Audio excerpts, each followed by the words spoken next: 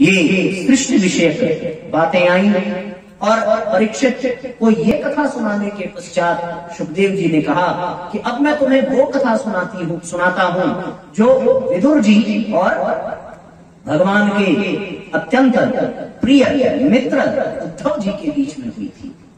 जब भगवान स्वधाम पधार गए तो फिर भगवान का खड़ाऊ लेकर के उद्धव उस स्थान पर गए जहां उन्हें कृष्ण प्रेम की प्राप्ति हुई थी, और वह स्थान वृंदावन में। इधर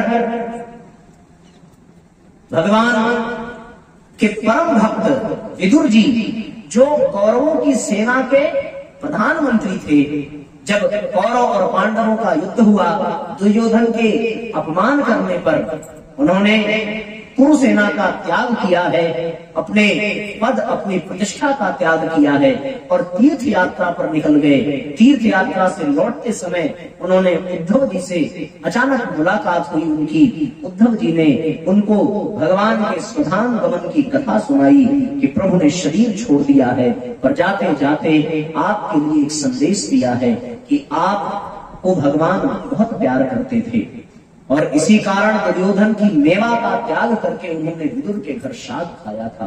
विदुर की आंखें छलछला उठी कि अंत समय में भी मेरे ईश्वर ने मुझे स्मरण रखा, ये मेरे सौभाग्य की कितनी बड़ी बात है। क्या संदेश दिया है?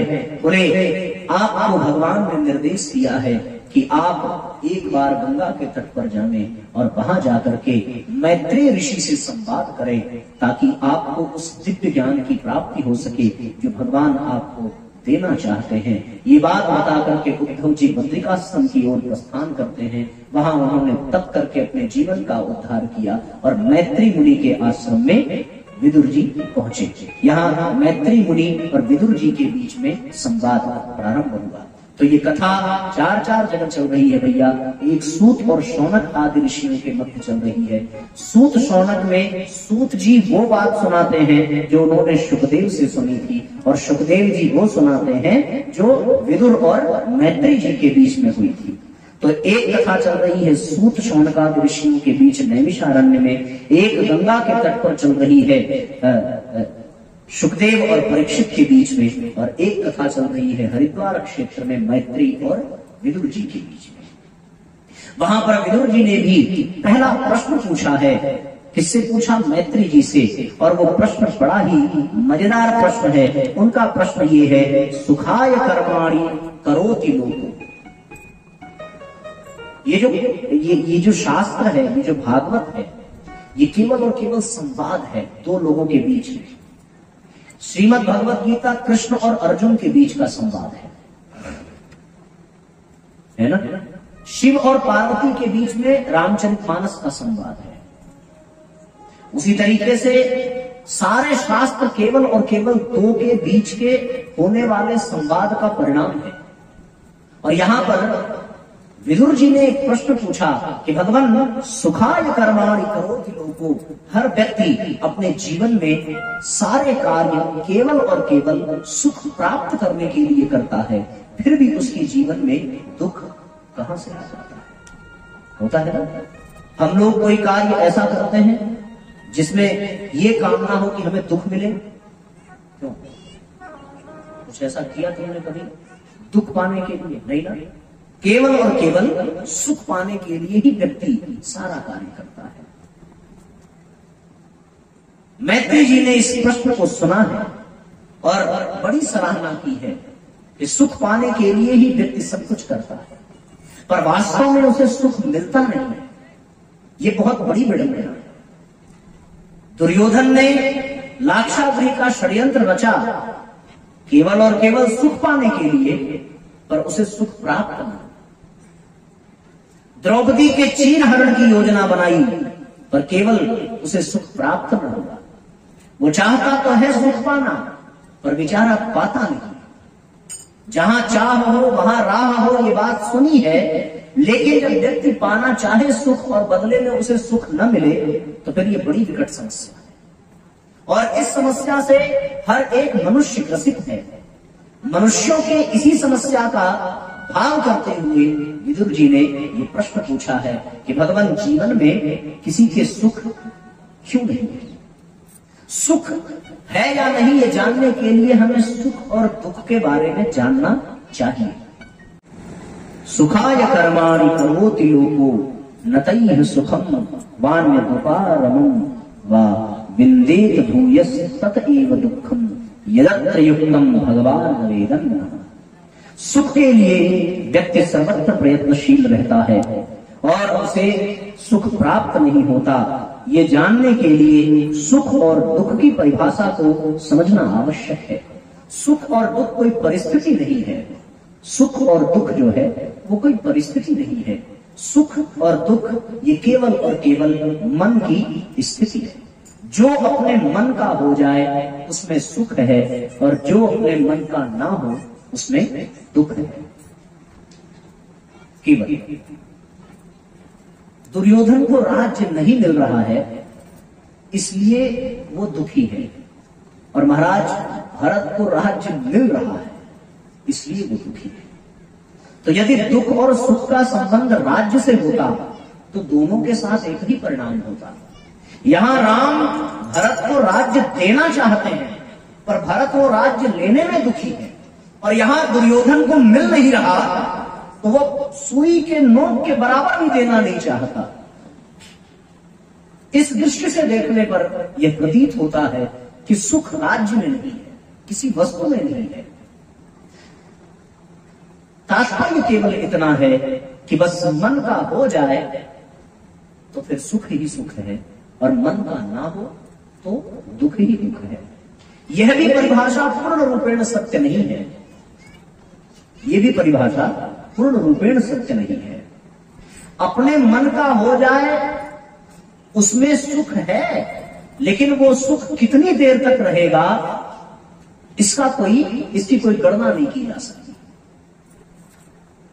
अपने मन का अगर हो गया तो व्यक्ति सुखी हो जाता है, लेकिन वो कितनी देर रहेगा सुखी इसकी कोई गणना कर नहीं सकता। तो अपने मन का हो जाने का ही सुख है, यह भी पूर्ण सत्य नहीं है। पूर्ण सत्य तो यह है कि सुख वास्तव में वो है जो भगवान की मर्जी से होता है। और गोस्वामी तुलसीदास जी ने क्या कहा है, हुई है सोई जो राम रच राखा, का करी तर्क बढ़ावा साखा। जो प्रभु की मर्जी से होता है वास्तव में वही सच्चा सुख है। हमारे आपके मन से हो वो कितना देर सुख देगा इसमें कोई, जो विवाह करता है गंगा प्रसाद जी वो भी प्रसन्न है और जो नहीं करता वो भी प्रसन्न है। अब इसको उलट भी सकते हैं कि जो नहीं कर रहा है वो भी दुखी है और जो कर रहा है वो भी दुखी है। तो फिर स्त्री में, बच्चों में, पदार्थों में, अधिकार में कोई सुख नहीं है, कोई दुख नहीं है। सुख तो केवल उसमें है जो परमात्मा की इच्छा से है। तुम चाहते वही, तुम करते वही हो जो तुम चाहते, पर होता वही है जो वो चाहता है। करते वही हो जो तुम चाहते हो, पर होता वही है जो वो चाहता है।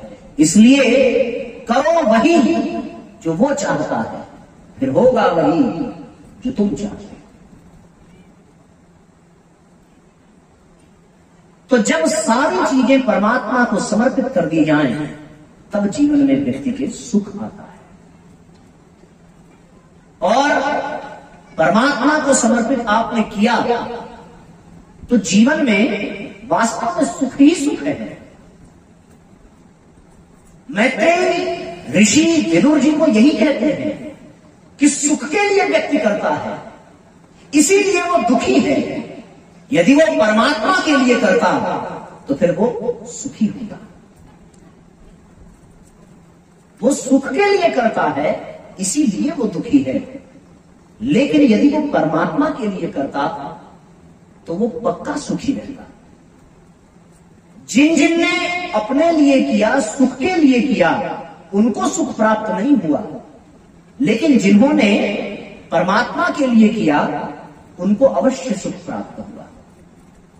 हनुमान जी के जीवन में कोई कष्ट नहीं था, कोई समस्या नहीं थी, पर जब उन्होंने राम काज को हाथ में लिया तो उनको अपनी पूंछ में अग्नि के प्रहार को भी झेलना पड़ा। जरा सी उंगली जल जाए महाराज, आदमी एकदम छटपटाने लगता है। पर राम जीवन में आए तो उनको पूंछ में आग को स्वीकार करना पड़ा। लेकिन इसमें उन्हें दुख हुआ क्या? इसलिए नहीं हुआ क्योंकि उन्होंने इस दुख को भगवान के लिए सहा। कभी दुख हो नहीं सकता। समुद्र लांघने में निश्चित रूप से पीड़ा हुई होगी, लेकिन उसमें उनको आनंद इसलिए आया क्योंकि वो अपने लिए, हमारे लिए नहीं, वो सब भगवान के लिए उन्होंने किया। हम लोग अपने घर में झाड़ू लगाते हैं अपने लिए, अपने परिवार के लिए, है ना? अपने लिए झाड़ू लगाते हैं, अपने घर में अपने परिवार के लिए झाड़ू लगाते हैं।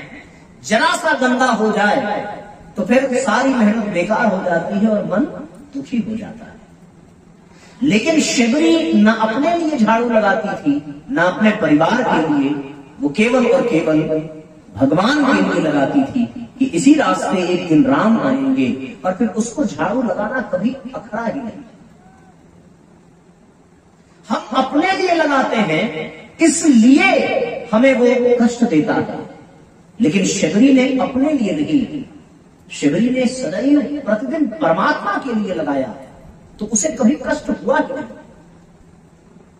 गोपियां यदि अपने परिवार के लिए माखन बनावे तो उन्हें कष्ट होगा, यदि माखन गिर गया, छूट गया।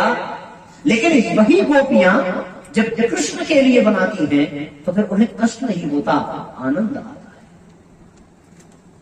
वो तो एक नाटक है कि कहीं माखन चुरा न ले, पर गोपियों की तो लीला ऐसी है साहब कि वो माखन बनाने के पश्चात अपने दरवाजे पर सबसे पहले कटोरी में भर करके रखती हैं कि जब दरवाजे पर माखन देखेगा तभी वो नंद का लाला आएगा दरवाजे पर, और फिर इसी बहाने उसे देखूंगी, उसे चूमूंगी, उसे गले लगाऊंगी। फिर उसे कभी अखड़ता नहीं। कोई भी काम आप करिए, आप अपने लिए करें, सुख के लिए करें, तो आपको कष्ट होगा। लेकिन आप उसी काम को भगवान को समर्पित करके करें तो फिर कष्ट नहीं होगा, आनंद होगा।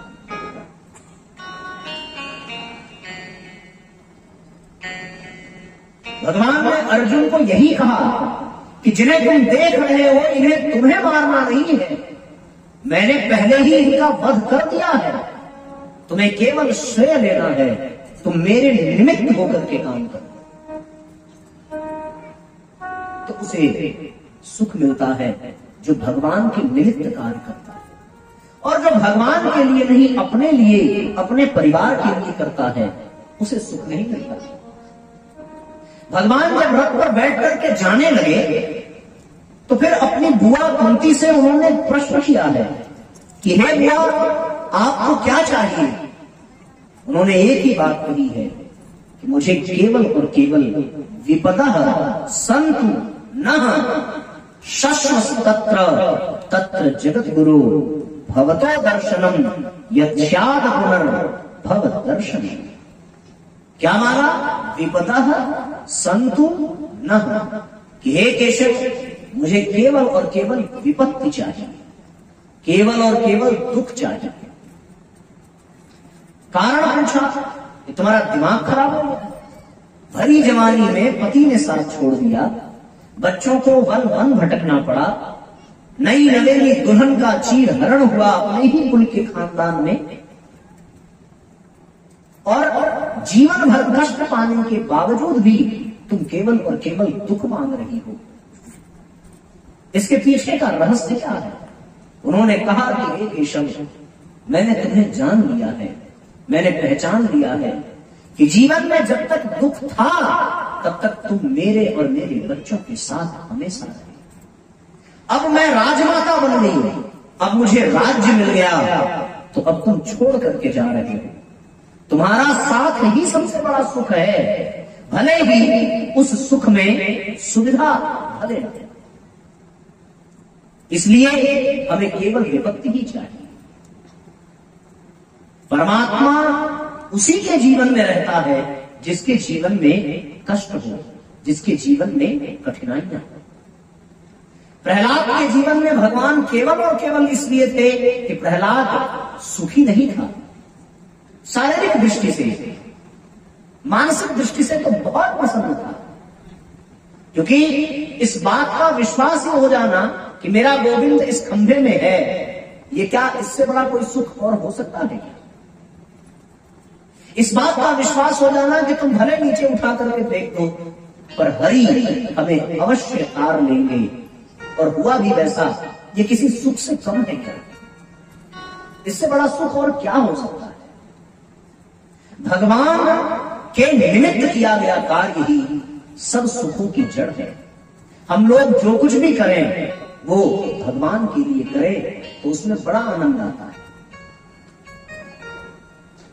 कहा गया है कि वह सुख पर पत्थर परो यदि राम हृदय से जाए, यदि राम हृदय से चले जाएं तो वो सुख पर पत्थर पड़ जाए। बलिहारी बात तुकी जो पल पल राम भजाए। सुख में सुमिरन ना करे, दुख में करे सब कोई, जो सुख में सुमिरन करे तो दुख काहे। हनुमान जी ने भी यही कहा है कि कहा हनुमंत विपत्ति प्रभु सोई, जब तब सुमिरन भजन न हुई। असली दुख तो तब है जब आपका सुमिरन नहीं हो सकता, असली दुख तो तब है जब आपका भजन नहीं हो सकता। यही असली दुख है। और असली सुख किसमें है कि सारी दुनिया के लिए करो कभी प्रसन्नता नहीं मिलेगी, लेकिन साहब भगवान के लिए करो तो फिर गजब की प्रसन्नता मिलेगी। उदाहरण के लिए आप भोजन परिवार के लिए बनाओ तो आपको उबन होगी, कुढ़न होगी, चिढ़न होगी, लेकिन आप अगर भगवान के लिए प्रसाद बनाओ तो फिर उस समय आपका मन बड़ा आह्लादित रहेगा। जो भोजन आपने भगवान को बिना चढ़ाए किया, एक उदाहरण दे रहा हूं कि जो भोजन आपने भगवान को बिना चढ़ाए ग्रहण किया उस भोजन में आपको आनंद नहीं आएगा, लेकिन जिस भोजन को आपने भगवान को खिला करके खाया उसमें बड़ा आनंद आता है, बड़ा सुख मिलता है। भैया विचार करना,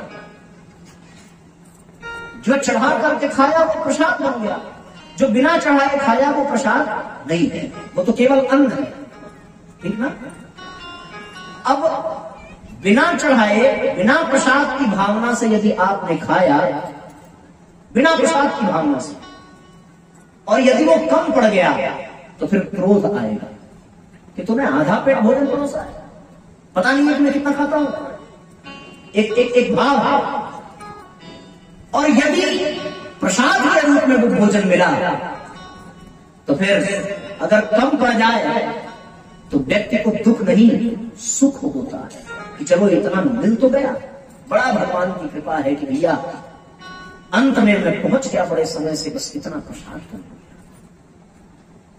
बिना भगवान को चढ़ाए अगर कर रहा है वो जमीन पर गिर जाए तो फिर वो सीधे नाली में जाता है, और यदि भगवान को चढ़ा दिया और वो जमीन पर गिर गया तो फिर वो नाली में नहीं जाता, वो व्यक्ति तुरंत उठाता है, पूछता है, माथे पर लगाता है और फिर उसको ग्रहण करता है। ये सुख है।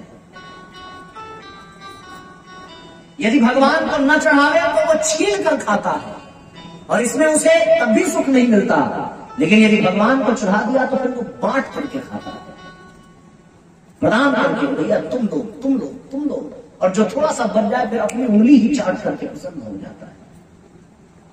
भगवान के निमित्त हम कुछ भी करें तो बड़ा आनंद आता है। एक प्रयोग करके देखिएगा।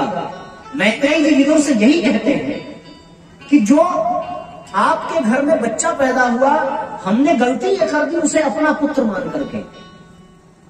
दादा समझ में आ रही है बात? हमने गलती ये कर दी कि उसे अपना पुत्र मान लिया। अरे वो आपका न था, न है, न होगा। इस जन्म में वो आया है आपका पुत्र बन करके, क्या पता अगले जन्म में आप उसके पुत्र हो जाए। और जैसे ही आपका हिसाब उसके साथ पूरा हुआ, उसके बाद तुम कौन, मैं कौन, चले अपने। लेकिन दुख कब मिलता है? दुख तब मिलता है जब हम उसे अपना पुत्र मान लेते हैं। यदि ये मान लें कि ये भगवान का भेजा हुआ है, इसके प्रति अपना उत्तरदायित्व पूरा करना है, तो फिर कभी कष्ट नहीं होगा। लेकिन कष्ट तभी होता है जब हमने उसे अपना मान लिया। अपना मान लिया यही दुख का कारण है, और यदि भगवान का माना तो फिर कभी कष्ट हो नहीं सकता। हम जिस मकान में हैं, उस मकान को जरा सी भी खरोच आवे तो हमें बड़ा कष्ट होता है। लेकिन आप कहीं किराए का मकान ले लीजिए और खरोच आवे तो कष्ट होगा? कभी नहीं होगा। क्यों? क्योंकि वो आपका अपना नहीं है। अपना नहीं है, किसी और का है, तो फिर चाहे जो हो। उसी तरीके से ये संसार आपका अपना है क्या? ये तो भगवान का है, और यहां पर दी हुई जितनी भी चीजें हैं वो आपकी हैं, वो तो भगवान की है। मूर्खता तो हमने कर दी जो अपना मान लिया। अब किसी धर्मशाला में आप जाइए और वहां जाकर के उस धर्मशाला को आप अपना मान लीजिए, तो फिर इसमें भगवान का कोई दोष नहीं है, इसमें तो फिर आपका दोष हुआ। और दुख का यही कारण है कि आपने उन चीजों को अपना माना जो फिर आपकी है नहीं, और जो आपका है उसे आपने अपना माना ही नहीं। यही सुख और दुख का कारण है। वास्तव में भगवान की कृपा से जीवन में दुख आता है, और जिसके जीवन में दुख आता है उसके जीवन में भगवान निश्चित रूप से होता है, इसमें कोई दो राय नहीं। पांडवों के जीवन में दुख था तो भगवान कृष्ण उनके जीवन में थे। सुदामा के जीवन में कष्ट था तो भगवान सुदामा के जीवन में थे। शबरी के जीवन में कष्ट था, भगवान शबरी के जीवन में कष्ट विद्यमान था। भगवान की विशेषता है कि जो सुखी है उसे भगवान नहीं पूछता, बोले इसे क्या जरूरत, ये तो सुखी ही है। आवश्यकता तो है उसके जीवन में रहने की जो बेचारा दुखी है। तो जीवन में दुख आवे अगर तो घबराना नहीं चाहिए। माता कुंती यही संदेश देती है कि दुख आवेगा तो ही जीवन में कृष्ण रहेंगे, राम रहेंगे। दुख से कभी डरो नहीं, हिम्मत न हारिए, सुख में श्री राम नाम कभी न विसारिए। दुख तो है बस मेहमान, सुख दुख तो आए संसार में, भाव धरी भज ले भगवान, सुख दुख तो आए संसार में। तो ये सुख और दुख का आना जाना लगा रहता है। अपने लिए किया तो दुख होगा, मतलब स्वजनार्पित यदि कर्म करें तो दुख होता है, ईश्वरार्पित कर्म करें तो फिर प्रसन्नता मिलती है। यदि ये कथा किसी एक व्यक्ति के लिए की गई होती तो फिर आपको इतना दौड़ भाग करने पर सुख नहीं मिलता, लेकिन ये कथा जनता जनार्दन के लिए की गई और स्वयं भगवान के लिए की गई, तो इसमें किया गया कोई भी कार्य, चाहे आप थोड़ा सा भी करें चाहे अधिक करें, उसको करने के बाद आप अपना सौभाग्य ही माने। भैया बड़ा सौभाग्य है जो इतना हमें अवसर मिल गया। यदि ये कथा मैं आपको सुनाने के लिए बैठा होता तो बड़ा कष्ट होता, क्योंकि केवल 2-4 लोग ही सुने तो कष्ट होगा। लेकिन ये कथा आपको सुनाने की बजाय हमने तो गोविंद को सुनाना प्रारंभ किया। अब भगवान के लिए कर रहे हैं, भगवान का काम समझ करके कर रहे हैं, तो फिर इसमें आनंद ही आनंद है। और यदि आपने अपने लिए किया, अपनों के लिए व्यक्ति भय से करता है, लोभ से करता है, भगवान के लिए व्यक्ति भाव से करता है।